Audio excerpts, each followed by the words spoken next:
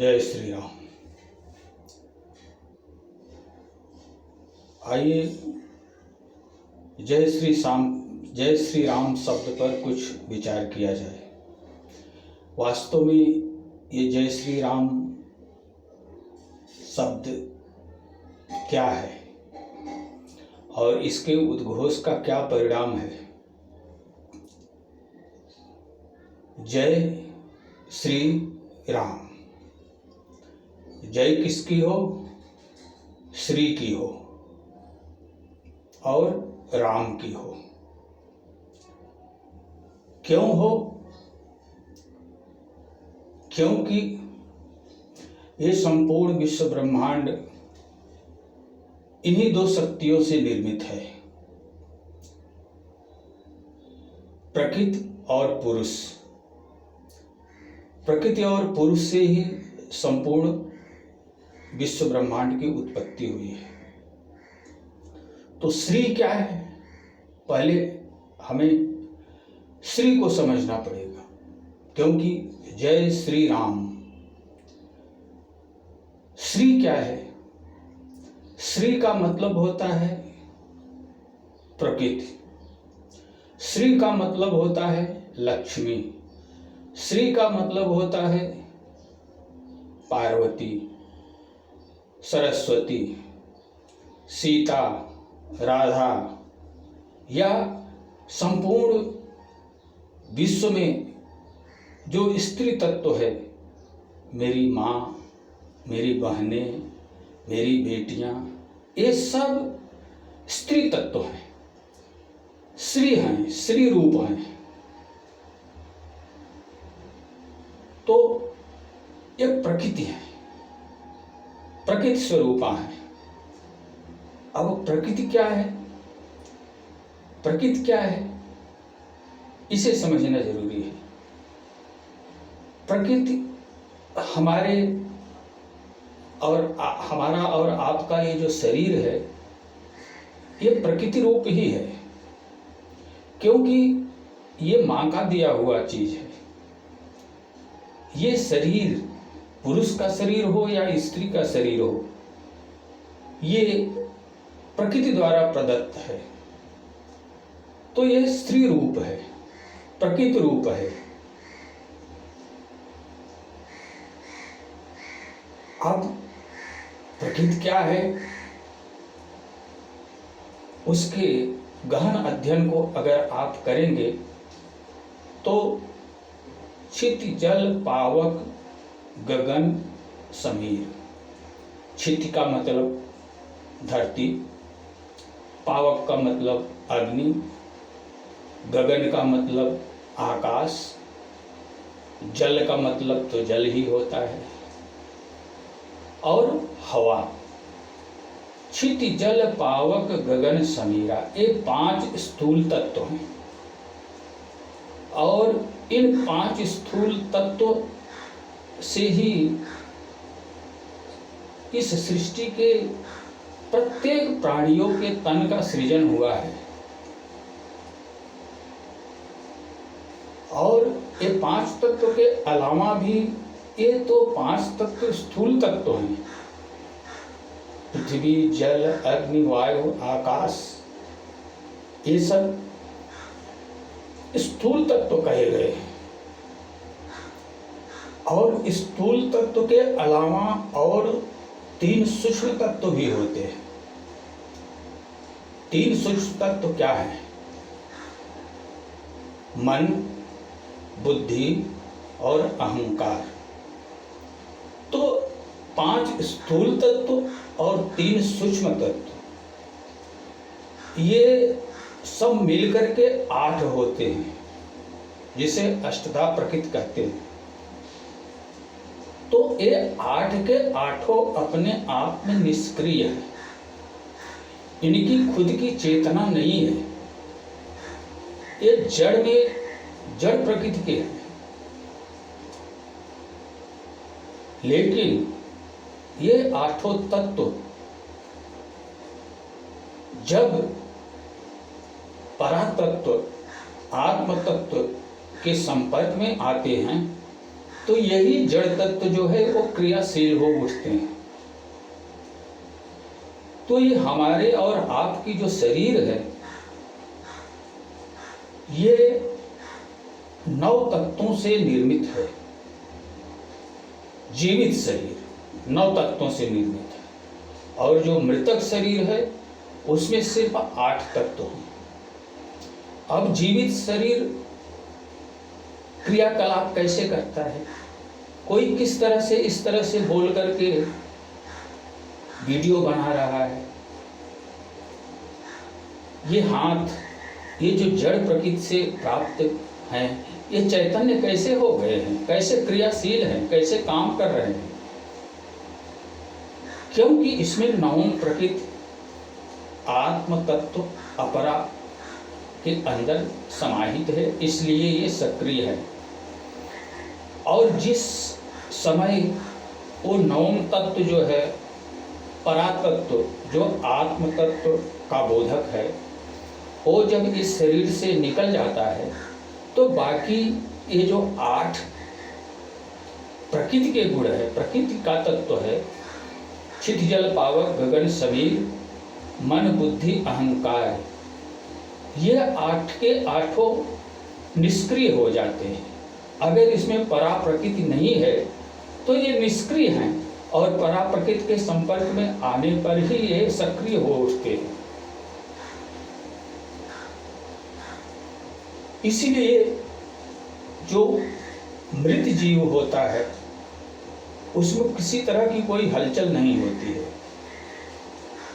उसे कुछ भी करो, उसमें से कोई प्रतिक्रिया बाहर नहीं निकलती है, सब कुछ स्वीकार्य होती है, क्योंकि अब वो जड़ प्रकृति हो चुकी है।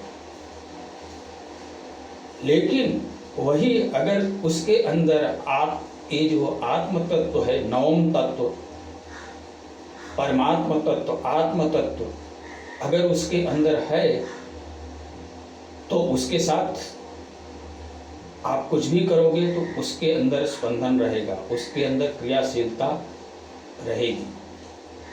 ये देखा जाता है, ये तो आम बात है, हर कोई इस चीज को समझ सकता है।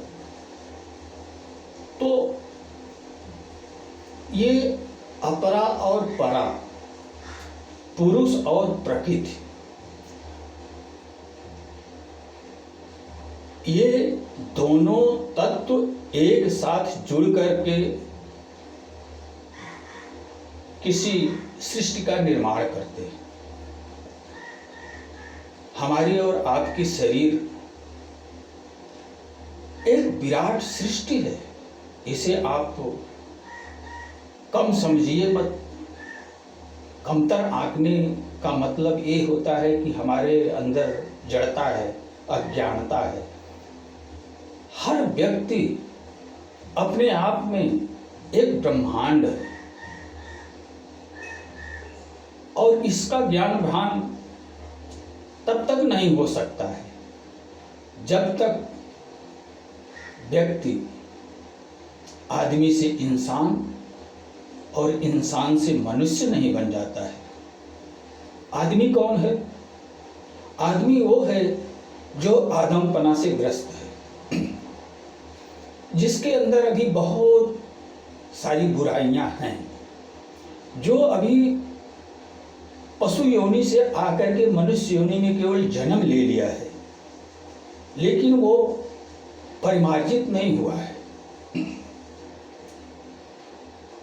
अभी वो आदमी है जो आदम पने से भरा हुआ है, उसे आदमी कहते हैं। और जो इंसान है वो कई बार इस संसार में जन्म ले चुका है और काफी चीजें संसार की सीख चुका है। जीने की रीति क्या है, संसार क्या है, हम क्या हैं, हमारे नैतिक कर्तव्य क्या हैं, ये सब चीज वो सीख चुका है, समझ चुका है और जन्म दर जन्म उसका जो है उन्नति होता गया है और कई जन्मों के बाद वो आदमी से इंसान बन गया है। और अब वो सैकड़ों हजारों आदमियों का नेतृत्व करने की क्षमता वाला बन गया है। वो किसी प्रकार की विद्या का अध्ययन करके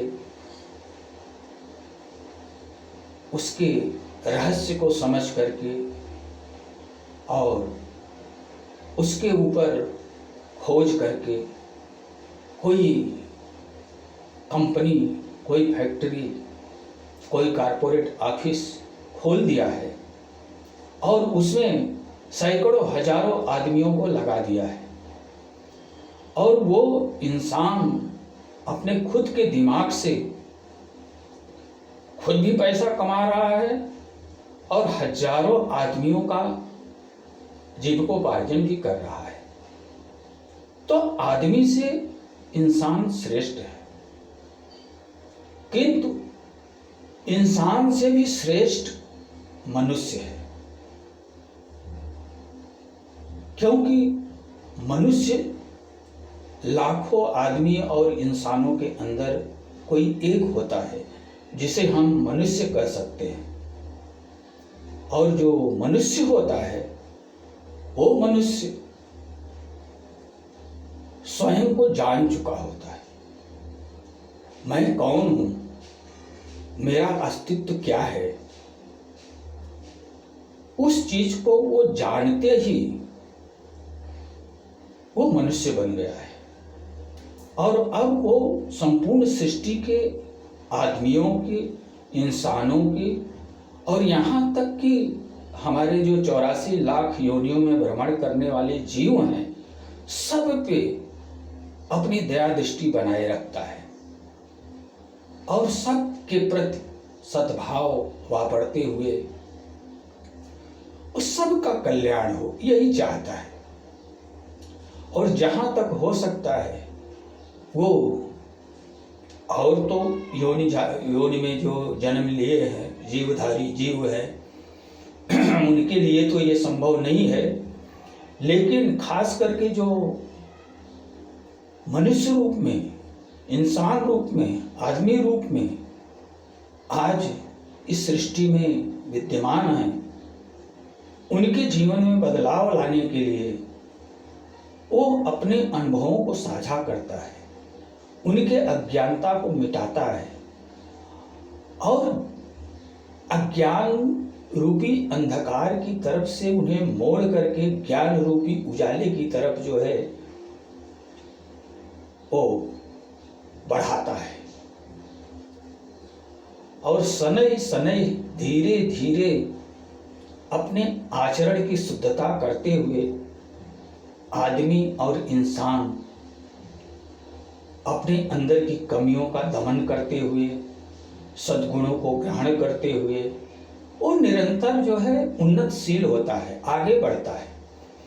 और इस तरह से वर्षों बरस के अभ्यास से वो आदमी और वो इंसान भी एक दिन मनुष्य की श्रेणी में पहुंच जाता है और वो भी संसार का जो है भला करने में तत्पर हो जाता है। तो इस तरह से ये सृष्टि चक्र चल रही है। हम सब सारे जीव एक हैं, अपने कर्मानुसार हम तरह तरह की योनियों में भटक रहे हैं। कोई कुत्ता है, कोई बिल्ली है, कोई सांप है, कोई बिच्छू है, कोई कुछ है तो कोई कुछ है, कोई गाय है, कोई भैंस है, कोई भेड़ है, कोई बकरी है। यानी 84 लाख योनियों में ये जीवात्माएं भ्रमण कर रही हैं, लेकिन उन्हें अपने से कमतर करके मत आंको। वो भी वही हैं जो हम हैं, तो उनके साथ कभी भी छोटा समझ करके अन्याय मत करो। अगर उन्हें छोटा समझ करके आप उनके साथ अन्याय करते हो तो ये ईश्वर और मानवता के प्रति एक अपराध सिद्ध हो जाएगा और ईश्वर की निगाहों में आप जो है अज्ञानी मान लिए जाएंगे, अनैतिकताचारी मान लिए जाएंगे। इसलिए सब जीवों को एक समान देखो, क्योंकि हर जीव एक ही जगह से उद्भूत हुए हैं। परम ब्रह्म परमात्मा से प्रत्येक जीव उद्भूत हुए हैं और वो इस संसार में आकर के अपने कर्मानुसार गति को प्राप्त होकर के अपना जीवन जी रहे हैं। तो हम और आप आज ये 84 लाख योनियों में सबसे ऊंची श्रेणी की जो योनि है वो मानव योनि है।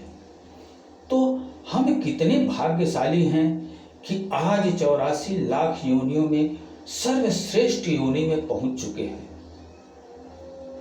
आज हमें अपने अन्य छोटे भाइयों के ऊपर जो है दया दृष्टि बनाए रखना, उनके साथ सद्व्यवहार करना, उनकी परेशानियों को दूर करना, उनसे प्रेम करना, ये सब हमारा परम कर्तव्य बनता है। अगर हम अपने परम कर्तव्य को भूल गए तो हम मनुष्य, इंसान, आदमी कहाँ रह गए? हम भी तो पशु बन गए। अपनी श्रेष्ठता का हम कहाँ परिचय दे पाए? हमारी श्रेष्ठता का तो परिचय यही है कि हम ये चीज समझें, जानें कि ये कोई अन्य नहीं, ये सब हमारे भाई ही हैं। कल हम भी इसी तरह से नाना रूपों में इसी धरती पर भ्रमण करते करते आज इस आदमी, इंसान, मनुष्य योनि तक पहुंचे हैं। तो इन भाइयों के साथ में कभी दुर्व्यवहार न करें, क्योंकि हम भी कभी वहीं से भटकते भटकते आज मनुष्य योनि तक पहुंचे हैं। तो हमारा एक परम कर्तव्य है, हम इन 84 लाख योनि जीवधारियों के ऊपर हैं और हमारे ऊपर परम ब्रह्म परमात्मा है। हम अपने भाइयों, निम्न योनियों में जन्म लेकर के विचरण करने वाले भाइयों के ऊपर हैं और हम परम ब्रह्म परमात्मा के नीचे हैं।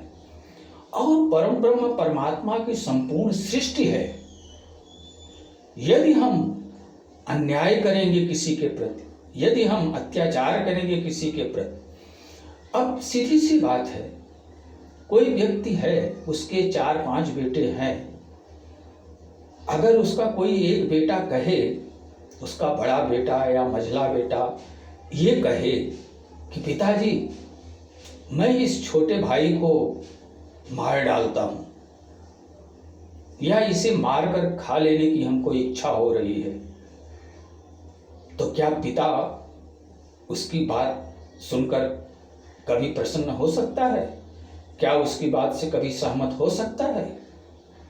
पिता के लिए तो उसके हर बेटे, उसकी हर संतान एक समान है। वो सबको स्नेह देता है, सबको प्रेम करता है और सबकी भलाई चाहता है। तो पिता का नेतृत्व, पिता का विचार ऐसा होता है। तो परम पिता की निगाह में अगर हम गुनहगार बन जाते हैं तो हम अभिशापित हो जाएंगे और अभिशापित होने का परिणाम क्या होगा कि प्रकृति, परम पिता के आदेश से प्रकृति हमें फिर उसी निम्न योनियों में, अधः गर्त में ढकेल देगी और फिर हम एक कृमि से, एक कीड़े की नाली से अपना जीवन शुरुआत करेंगे और करोड़ों करोड़ वर्ष जन्मते मरते 84 लाख योनियों में विचरण करते हुए कई करोड़ वर्ष के बाद पुनः हम इस मनुष्य योनि तक पहुंचेंगे। तो जरा विचार कीजिए कि आज हम कितने सौभाग्यशाली हैं जो हमें ये मनुष्य का शरीर मिला हुआ है।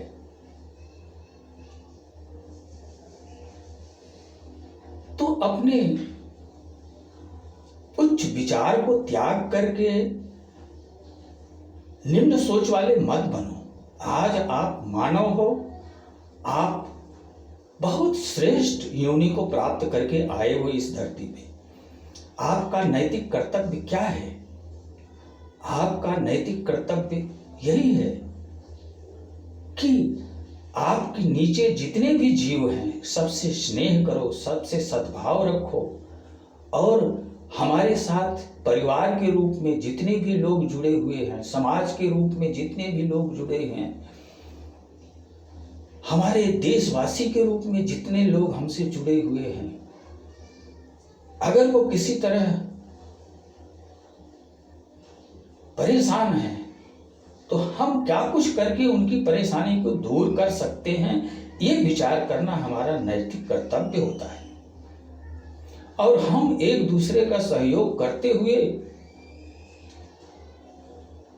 दूसरे को भी सुखी देखने की कोशिश करें और स्वयं भी सुखी रहने का प्रयास करें, यही हमारा नैतिक कर्तव्य है। और इसके ऊपर और एक कर्तव्य है, और वो कर्तव्य परम आवश्यक है। वो परम कर्तव्य क्या है कि हमारा परम अस्तित्व क्या है, हम कौन हैं और इस सृष्टि में क्यों आए हैं, हम क्या कुछ करें कि हम पूर्ण बन लें। अभी तो हम अपूर्ण हैं, और अपूर्ण का कोई महत्व नहीं है। अपूर्ण मनुष्य, अपूर्ण आदमी, अपूर्ण इंसान, भला मनुष्य अपूर्ण नहीं होता है, क्योंकि वो पूर्णता प्राप्त करने पर ही वो मनुष्य की श्रेणी में पहुंचता है। तो इंसान और आदमी से लेकर के जो जीवधारी हैं, जानवर हैं, पशु हैं, पक्षी हैं, जितने भी और हैं, ये सब अपूर्ण ही हैं। तो अपूर्ण एक तरह से अज्ञानी जीव है, उसे स्वयं का कोई ज्ञान भान नहीं है। हमें पूर्ण बनने के बाद में ये समझ में आता है कि हम वास्तव में क्या हैं, हमारा अस्तित्व क्या है, और ये संसार क्या है, ये जीव क्या हैं, और हमारा इनके प्रति कर्तव्य क्या है।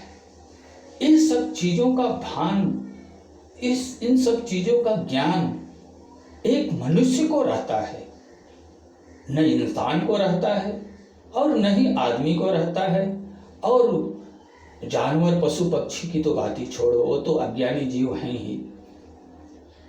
तो आपको पूर्णता प्राप्त करनी है, और पूर्णता आप तभी प्राप्त कर सकते हैं जब आप ये समझ लें कि आप कौन हैं।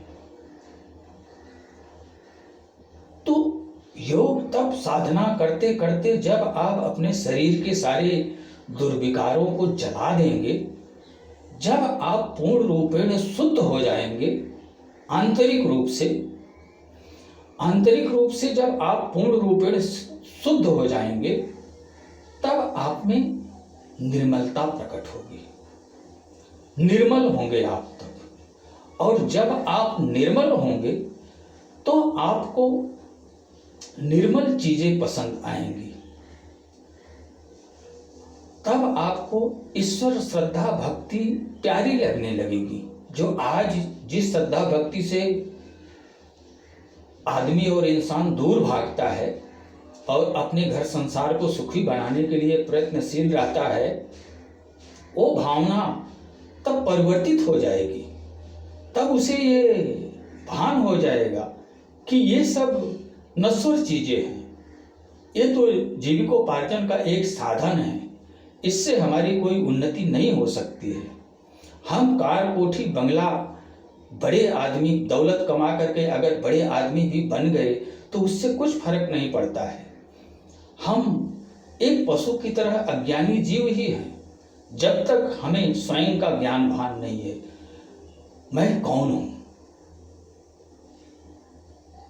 तो जब मनुष्य योग साधना अपनी तपस्या से अपने अंदर के सारे दुर्विकारों को जलाकर राख कर देता है योग तपस्या की अग्नि में, तब उसको निर्मलता प्राप्त होती है।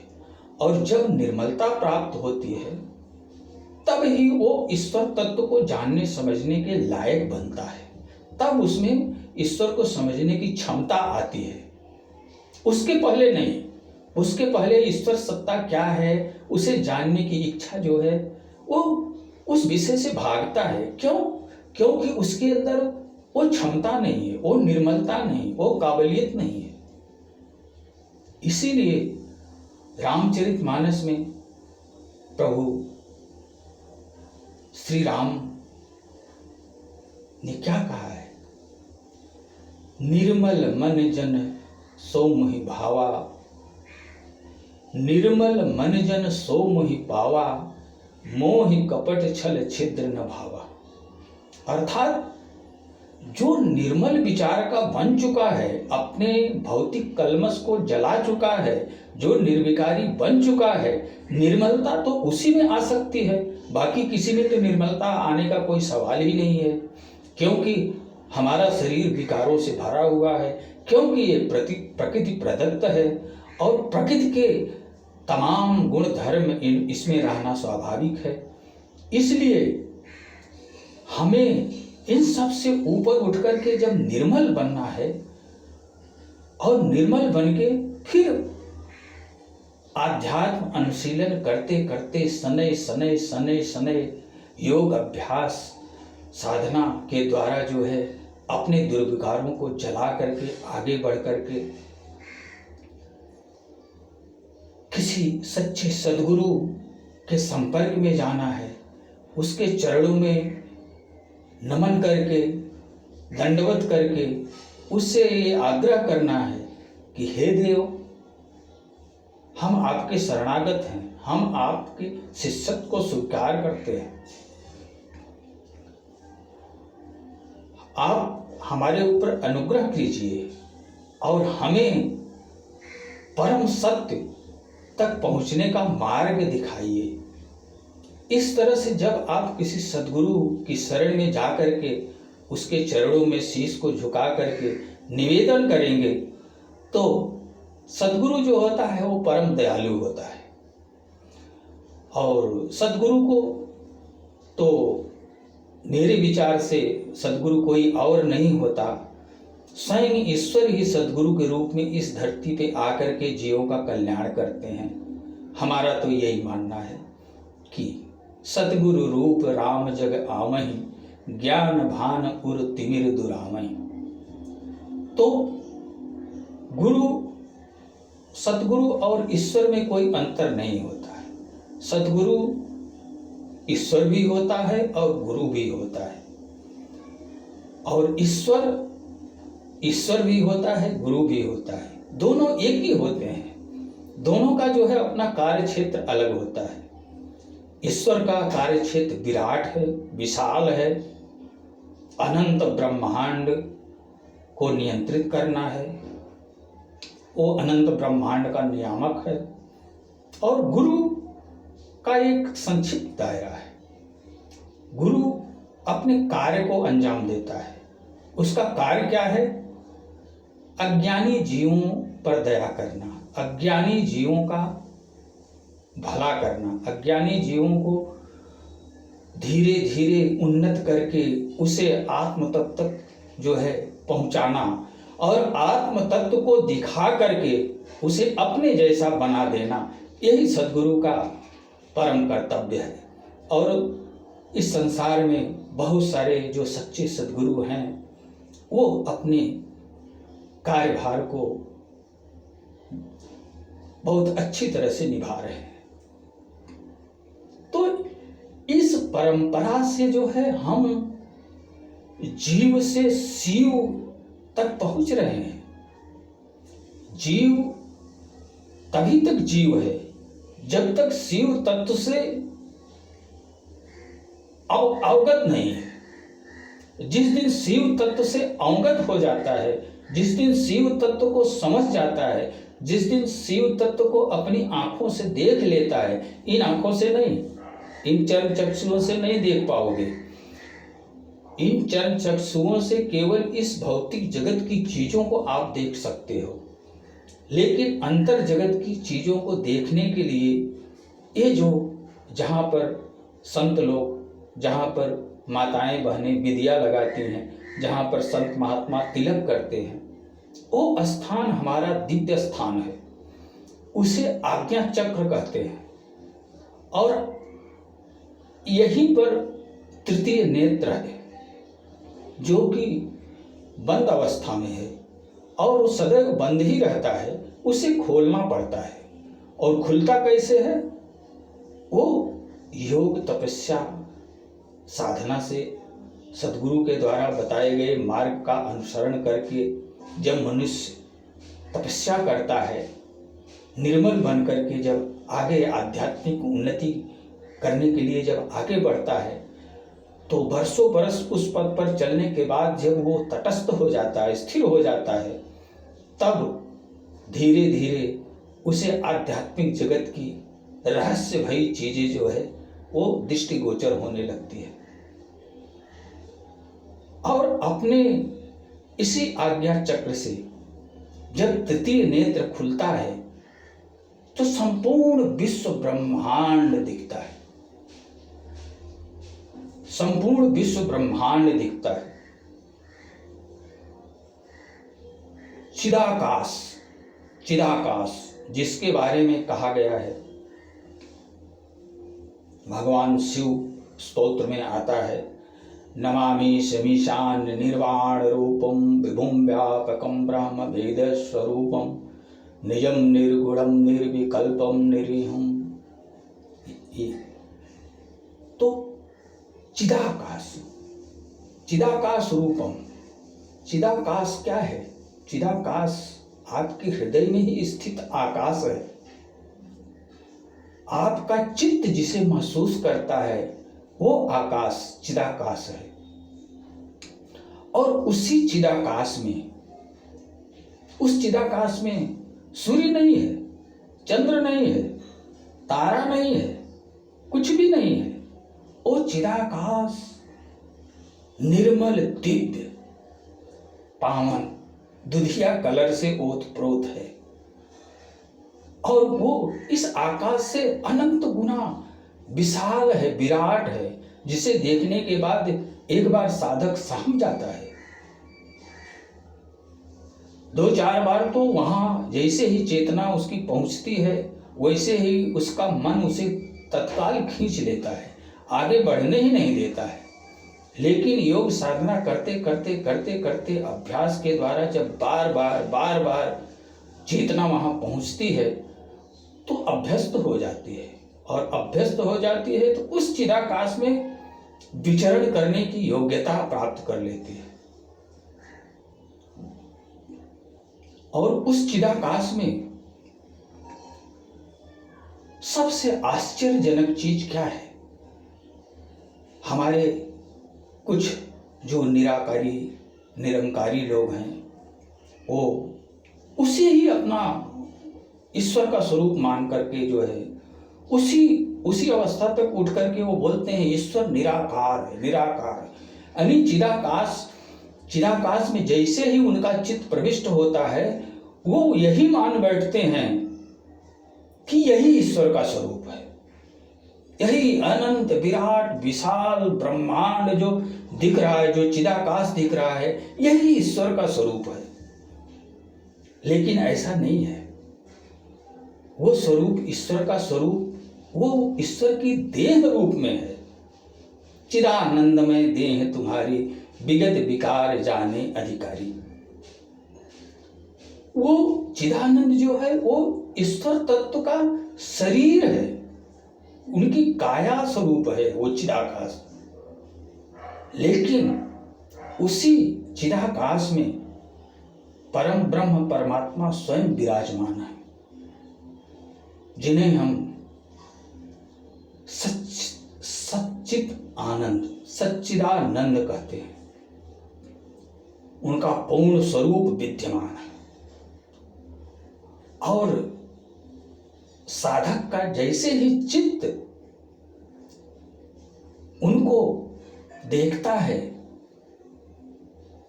वो और चित्त दोनों का जब एकाकार होता है, सत चित, सत और चित जब दोनों एक दूसरे के सन्मुख होते हैं, जब दोनों का एकाकार होता है, तो वहां आनंद की अनुभूति होती है, परम आनंद की अनुभूति होती है। ऐसा आनंद, जो आनंद इस विश्व के अंदर करोड़ों अरबों रुपया देकर के भी नहीं पाया जा सकता है। ऐसा दिव्य, ऐसा परम आनंद जो है वो सत और चित्त के एकाकार होने पे प्राप्त होता है।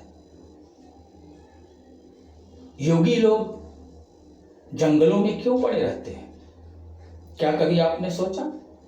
आप तो यही अनुमान लगाते हैं कि ये दुनिया के सबसे बड़े दुखियारी व्यक्ति हैं, जो बेचारे जंगलों में पड़े हुए हैं, जो किसी तरह से कोई न घर वाले हैं, न परिवार वाले हैं, न इनको किसी तरह का सुख है, न कुछ है। ये लोगों का भ्रम है। वो जिस सुख को चख रहे हैं, वो सुख इन संसार वालों के सुख से बहुत ऊंचा सुख है, जिसे संसार वाले जानते ही नहीं कि ये क्या चीज है। ऐसी क्या चीज है जिसके अंदर ये जो है मगन है? ऐसी क्या चीज इनको मिल गई है जिसके सामने ये संसार का सारा सुख, भोग, वैभव सब कुछ तुच्छ त्याग दिए हैं और उसी सुख में जो है वो डूबे हुए हैं। कभी विचार कीजिए, वो उस सुख के अधिकारी होते हैं, उस परम सुख में खोए हुए रहते हैं। न उन्हें खाने की चिंता, न उन्हें पीने की चिंता, न उन्हें संसार की चिंता, न उन्हें स्त्री की चिंता, न उन्हें बेटे की चिंता, न उन्हें धनाढ्य बनने की चिंता, कुछ भी नहीं है। क्यों? क्योंकि ये सब नश्वर चीजें हैं। ये सब आज हैं, कल आपका साथ छोड़ देंगे। कोई भी संसार में ऐसी चीज नहीं है जो तुम्हारी है, कुछ भी तुम्हारा नहीं है। सारा संसार तुम्हारे कर्मों के हिसाब से तुम्हें प्राप्त हुआ है और कुछ समय तक तुम्हारे साथ रहेगा। उसके बाद धीरे धीरे धीरे धीरे सब कुछ दूर हो जाएगा आपसे। कभी हम बच्चे थे, उछल कूद करते थे, वो हमारा बचपन धीरे धीरे चला गया। फिर हम जवान हो गए, हमारी शादी हो गई, हम पढ़ लिख करके प्रबुद्ध हो गए, हम कहीं सर्विस करने लगे, पैसा कमाने लगे, पूरे परिवार का जो है नेतृत्व करने लगे, अपनी जवाबदारियां निभाने लगे। धीरे धीरे धीरे धीरे वो जवानी भी चली गई और हम वृद्धावस्था को प्राप्त हो गए। एक दिन ऐसा आया कि हम उन्हीं परिवार वालों के ऊपर आश्रित हो गए, यहाँ तक कि हमको घर से चलकर कहीं दूर जाने की भी सामर्थ्य शेष नहीं है, शरीर में बल नहीं है, हमारा शरीर जर्जर हो गया है,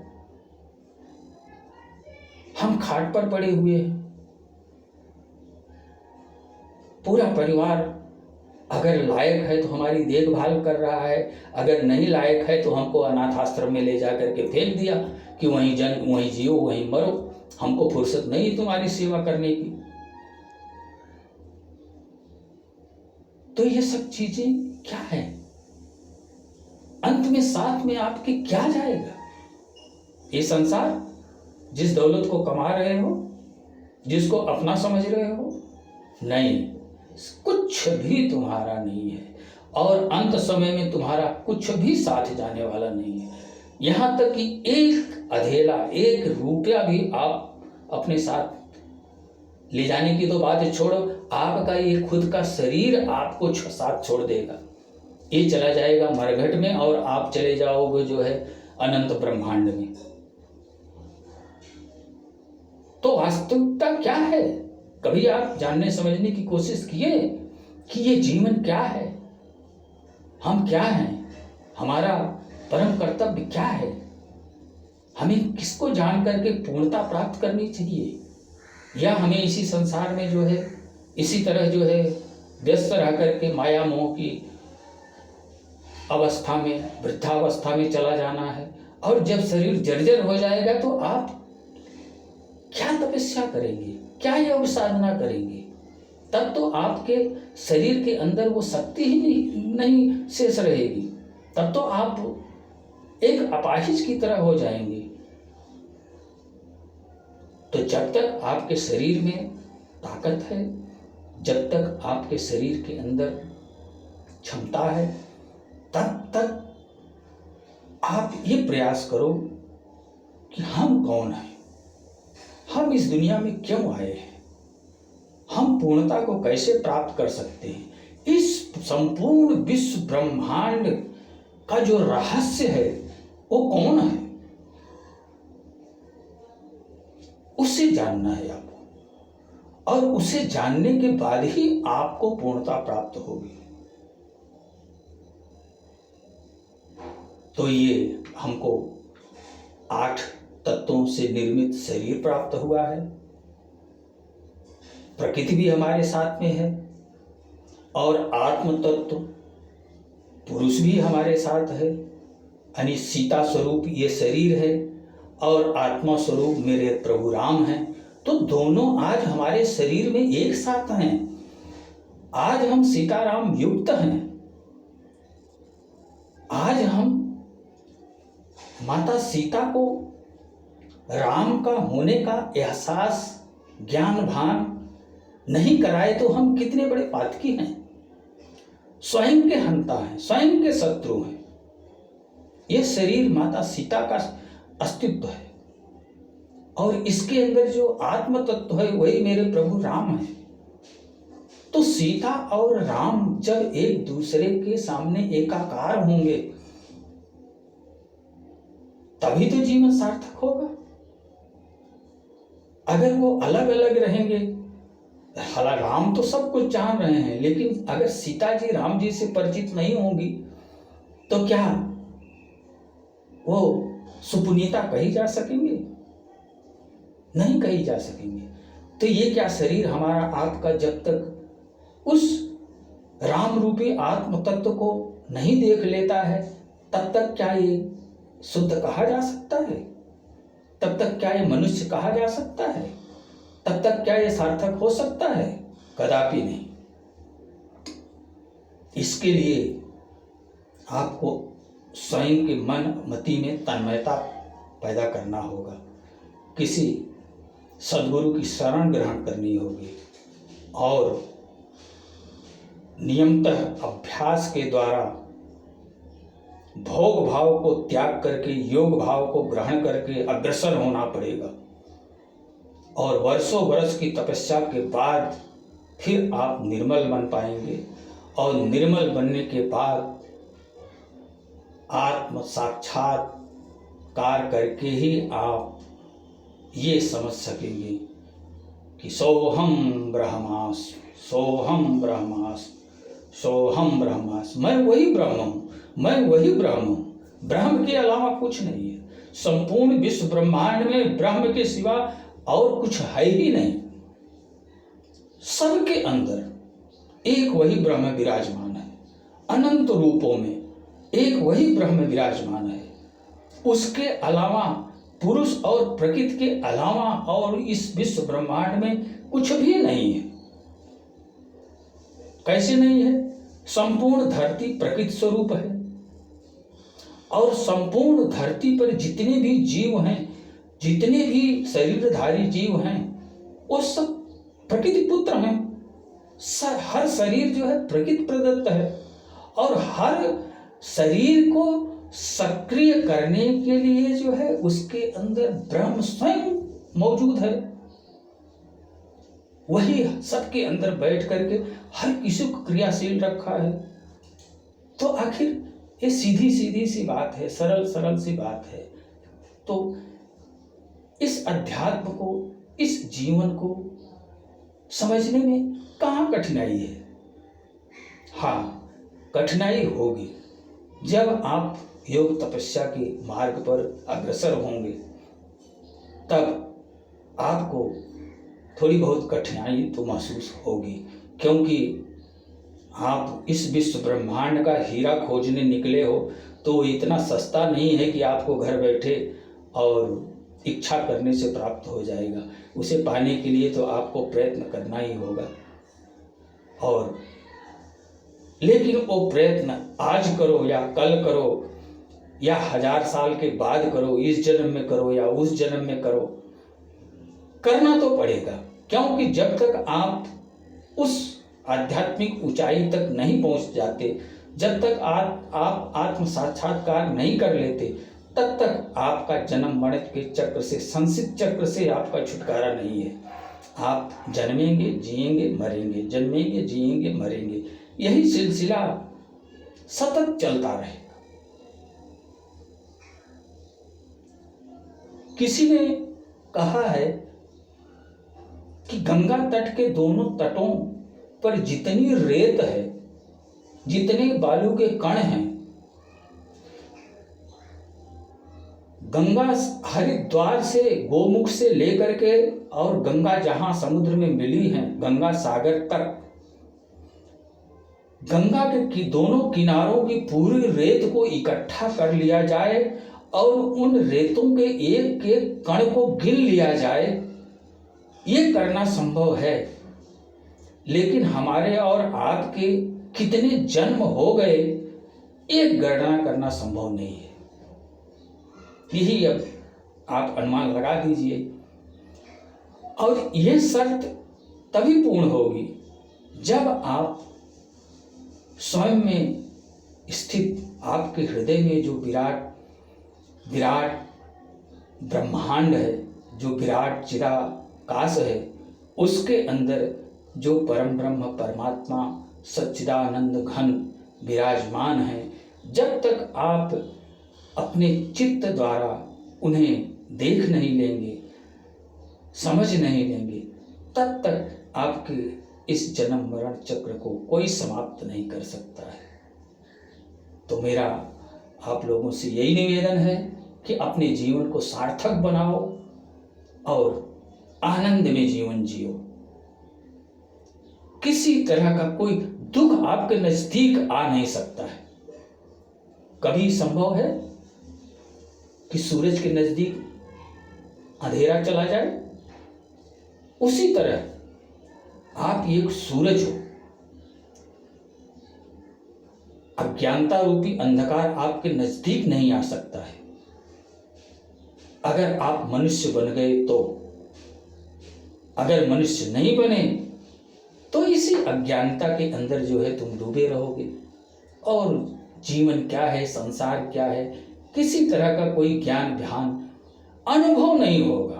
अनुमान आप जो लगा रहे हो, उस अवस्था में जो अनुभव होता है, उस अनुभव का अनुमान अभी आदमी और इंसान के रूप में जब आप इस धरती पे हो, तब अनुमान भी नहीं लगा सकते।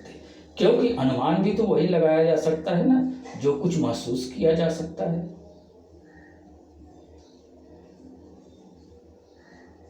तो मेरा यही कहना है, आप सब हमारे जीवात्मा भाई हो, हमारा सबके प्रति बहुत बहुत सहानुभूति है, बहुत बहुत प्रेम है। और मेरी हार्दिक इच्छा यही है कि आप सब स्वयं को जानो और आनंदमय जीवन जीना प्रारंभ करो। जय श्री राम।